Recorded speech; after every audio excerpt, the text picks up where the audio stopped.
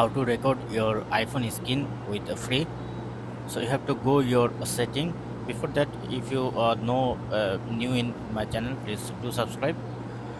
And then you see there is no screen record option, so you have to add screen record option first. Press on plus button, and then you can see uh, this already added in my section, and press and hold this button, and then you can see the microphone on off option and the start recording option. But before that, make sure your mobile is not in silent mode. So general mode, you have to open it and press on this button to start recording.